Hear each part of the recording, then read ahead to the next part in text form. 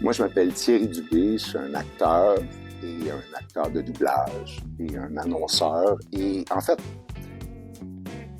je vais recommencer. Moi, je suis Thierry Dubé, un acteur qui se spécialise en voix. Oh, Marge, pourquoi on va là? Ben, non, maudit mélange, c'est pas ça qui se passe, gang de maudits fers! Mais en fait, être acteur, c'est jouer des personnages, un peu comme tu vois à la télé, dans des films, etc. Mais il y a tout un aspect qui est un aspect voix, par exemple, tout ce qui est le doublage. Il y a beaucoup de films américains ou d'ailleurs, d'Espagne ou en espagnol ou dans d'autres langues qui arrivent ici, puis on n'est pas tous trilingues, bilingues. Il y a des gens qui ont besoin de voir ces films-là en français. Alors nous, on refait les voix des acteurs en français pour le public du Québec en particulier et l'international. La voix sonne comme ce que tu vois les acteurs. En ce moment, on est dans un studio de doublage, un des gros studios de doublage à Montréal qui s'appelle Cinélune. Et c'est ici qu'on fait beaucoup de doublage de films, de séries, plein de trucs comme ça. Alors, c'est un endroit où je travaille. Parcours scolaire. Moi, j'ai fait, après le cégep, j'ai fait un certificat. J'ai commencé un certificat en droit, une année à l'université, mais en fait, je suis allé au Conservatoire d'art dramatique de Québec. Et puis, j'ai fait un diplôme au Conservatoire d'art dramatique. C'est un diplôme de niveau universitaire, mais qui est donné par le ministère de la Culture. C'est comme une espèce de drôle de... Il y a le système des conservatoires de musique et d'art dramatique du Québec. Là, si jamais tu entends parler de ça, c'est des gens qui étudient en musique ou en art dramatique pour devenir acteur ou scénographe. Et puis c'est chapeauté par le ministère de la Culture, mais c'est des niveaux universitaires. C'est ça que j'ai fait comme formation d'acteur. Je suis un acteur à la formation.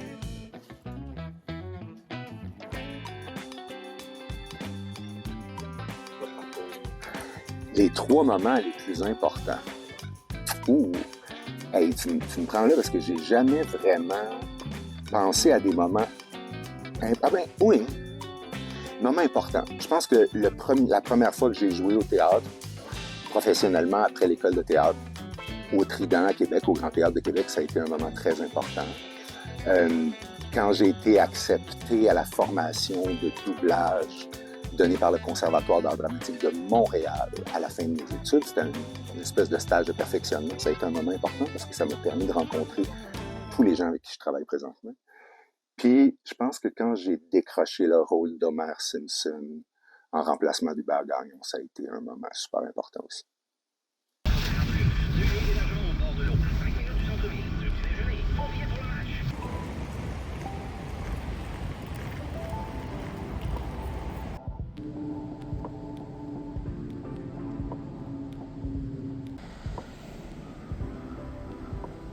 Moi, c'est Aline Pinsonneau, puis je suis une collègue de travail de Thierry.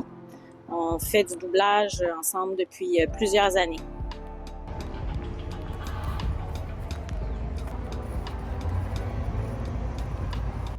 Oh my God!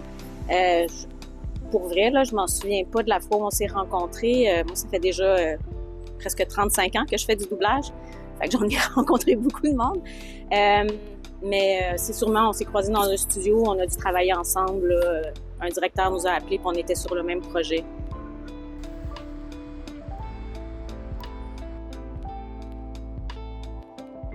Comme acteur, en doublage, il est super versatile.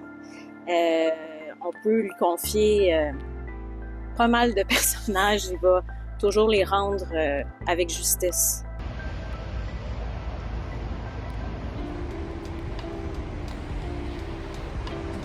Louis-Philippe Nandenot, comédien, écrivain, producteur, doubleur, directeur de doublage. J'en oublie.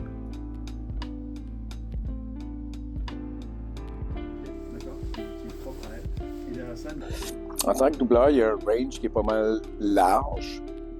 Aujourd'hui, moi, je l'ai fait venir pour un rôle. Il faisait un docteur d'une 60aine d'années, Thierry, fin quarantaine, début cinquantaine. Fait que son range est vraiment bon. Il est excellent à plonger dans le personnage une fois qu'il le voit, puis il est rapide. Fait que tout ça ensemble fait que c'est vraiment un excellent doubleur.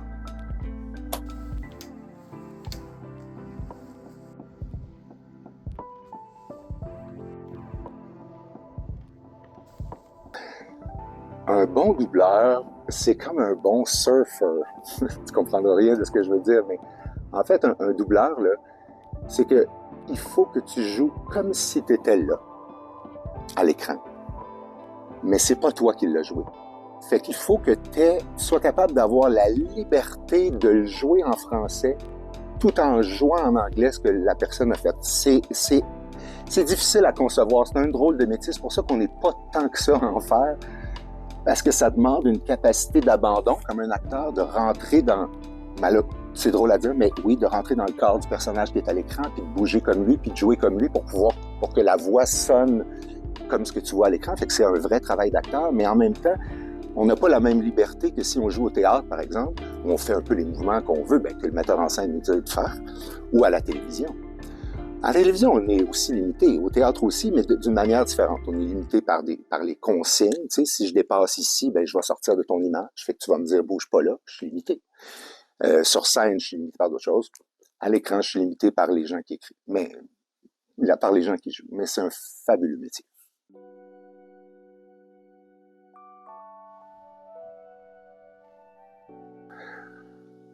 Ouais, que les gens qui aiment le doublage québécois continuent d'en écouter, continuent d'en demander, parce que plus les gens, moi j'ai été bien impressionné, on n'a absolument rien à voir avec ça, là, mais quand on a annoncé que les Simpsons c'était suspendu parce qu'on n'avait plus de diffuseur, il y a eu une pétition qui a été envoyée en ligne et il y a eu des milliers de gens. Moi j'ai donné des entrevues à la télé là-dessus pendant presque 10 jours, j'en ai parlé au Canada anglais, ça s'est rendu jusqu'aux États-Unis, donc ça a eu beaucoup de bruit. Je pense que ça a au moins tiré une sonnette d'alarme sur la diversité culturelle, fait que mon souhait, ça serait que le doublage continue d'être une façon de dire au monde entier, « Hey, même si on écoute tout le même film, même si on suit toute la même série hot américaine sur Apple TV, sur Netflix ou sur Crave, on peut l'écouter puis avoir nos références à nous, puis se comprendre comme il faut dans la langue, quelque chose qui est adapté à quelque chose qui nous ressemble. »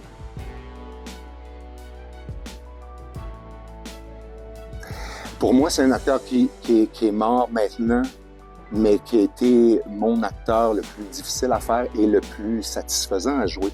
C'est un gars qui s'appelle Philip Seymour Hoffman. Vous irez voir cet acteur-là qui a joué dans des films magnifiques, dont Magnolia, qui a fait des trucs fantastiques, qui était... Moi, je l'appelais le Meryl Streep masculin, c'est-à-dire c'était un gars qui pouvait jouer tout et que je faisais et que j'aimais faire, mais à toutes les fois que j'étais appelé pour faire Philip Seymour Hoffman, je savais jamais. Il était-tu une espèce de grande folle efféminée? Il était-tu un gros macho tough? Il avait-tu une grosse voix, une petite voix? Ce gars-là se transformait à l'écran, je trouvais ça fantastique. Puis pour un acteur, se transformer et changer de rôle, c'est la plus belle affaire. Fait que moi, j'aimais ça.